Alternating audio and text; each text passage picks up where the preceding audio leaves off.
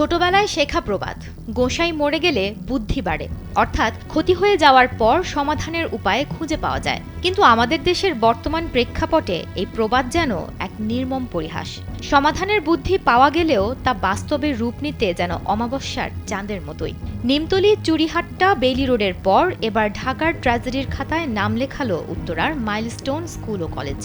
দেশে একের পর এক দুর্ঘটনা ঘটেই চলেছে। এসব দুর্ঘটনা নিয়ে সামাজিক যোগাযোগ মাধ্যম থেকে শুরু করে গলির মোড়ের চায়ের দোকান সরগরম থাকে সব। প্রশাসন সাময়িকভাবে কিছু পদক্ষেপ নেন। বড় অগ্নি দুর্ঘটনা ঘটলে ফায়ার সার্ভিস নড়ে চড়ে বসে, ঝুঁকিপূর্ণ ভবন খুঁজতে অভিযান চালায়। ভবন ধসে পড়লে রাজুকো দৌড়ঝাঁপ শুরু করে দেয়। বিমান দুর্ঘটনা ঘটলে টনক নড়ে বসে সরকারের, ওদিকে ঝুঁকিপূর্ণ ভবন খুঁজতে অভিযানও চালায়। অজস্র ঝুঁকিপূর্ণ আর অনুমোদনহীন ভবন খুঁজে বেরও করা হয়, কিন্তু এরপর সব আবার চুপচাপ হয়ে যায়। মনে হয় যেন নতুন কোনো প্রাণ ঝরার অপেক্ষায় থাকে সবাই। যেসব অভিযান নিয়মিত পরিচালনা করার কথা তা কেবল দুর্ঘটনার পরই দেখা যায়। মৃত্যুকূপে পরিণত হওয়া এই ঢাকা শহরে টিকে থাকাটাই যেন এক বিশাল অর্জন। আর কত প্রাণ ঝরলে আমরা স্থায়ী সমাধান দেখব?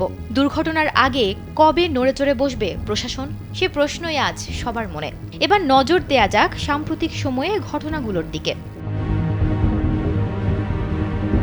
2010 সালের 3 জুন রাত 9টার দিকে পুরান ঢাকার চানখারপুলের নিমতলীতে একটি বৈদ্যুতিক ট্রান্সফরমারের বিস্ফোরণ ঘটে। আগুন ধরে যায় পাশের কেমিক্যাল গোডাউনে। মুহূর্তেই দাহ্য পদার্থ ও কেমিক্যালে ঠাসা ওই এলাকার বেশ কয়েকটি ভবনে ছড়িয়ে পড়ে আগুন। ভয়ঙ্কর সেই আগুন নিয়ন্ত্রণে আসে ঠিকই, কিন্তু ততক্ষণে পুড়ে মারা যান 124 জন। অগ্নিদগ্ধ ও আহত হন আরও অর্ধশতাধিক।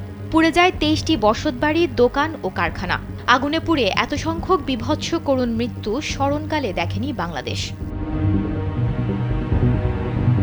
2019 সালের 20 ফেব্রুয়ারি রাজধানীর পুরান ঢাকার চকবাজারের চুরিহাট্টায় ভয়াবহ অগ্নিকাণ্ডের ঘটনা ঘটে। রাতে হঠাৎ বিকট শব্দে সিলিন্ডারের বিস্ফোরণ ঘটে। খুব দ্রুত আগুন ছড়িয়ে পড়ে সেই ওয়াহেদ মেনশনে। সেখানে থাকা অবৈধ কেমিক্যালের কারণে আগুন ভয়াবহ আকার ধারণ করে। এই আগুনে যানজটে আটকে থাকা পিকআপ, প্রাইভেট কার, রিকশা, ঠেলাগাড়ি, মোটরসাইকেল সহ শতাধিক যানবাহন পুড়ে যায়। ঘটনাস্থলেই লাশ হন 67 জন। পরে মৃতের সংখ্যা দাঁড়ায় 71 জনে। সেই একই বছর 28 মার্চ বনানীর কামাল আতাতুর্ক অ্যাভিনিউর পাশের 17 নম্বর সড়কে ফারুক রূপায়ণ টাওয়ারে আগুনের ঘটনা ঘটে। ঘটনাস্থলে 25 জন এবং হাসপাতালে 1 জন নিহত হন। আহত হন মোট 71 জন। আদালতে দেয়া তদন্ত প্রতিবেদন থেকে জানা যায়, নিরাপত্তা ব্যবস্থার অবহেলা এবং বৈদ্যুতিক শর্ট সার্কিটের কারণে আগুনের সূত্রপাত ঘটে। 2021 সালের 27 জুন সন্ধ্যায় রাজধানীর মগবাজারে একটি তৃতীয় তলা ভবনে ভয়াবহ বিস্ফোরণের ঘটনা ঘটে। এতে 2 শতাধিক আহত ও 12 জন নিহতের ঘটনা ঘটে। 2023 সালের 4 এপ্রিল রাজধানীর বঙ্গবাজারে ভয়াবহ অগ্নিকাণ্ড হয়।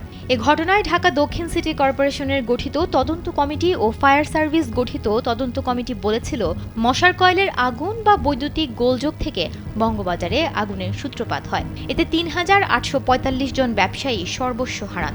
ক্ষয়ক্ষতি হয় 305 কোটি টাকার। 2024 সালের 1 মার্চ ঢাকার বেইলি রোডে একটি বহুতল ভবনে আগুন লেগে 46 জন নিহত হন এবং 12 জন গুরুতর আহত হন। ভবনটির নিচতলার একটি রেস্তোরাঁ থেকে আগুনের সূত্রপাত হয় এবং খুব দ্রুত তা ছড়িয়ে পড়ে।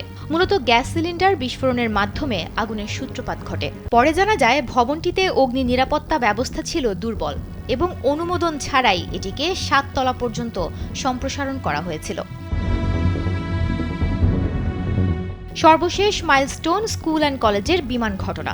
ঘনবসতিপূর্ণ জায়গায় যুদ্ধ বিমানের প্রশিক্ষণের ফলাফল ভুগছে শিক্ষার্থীরা।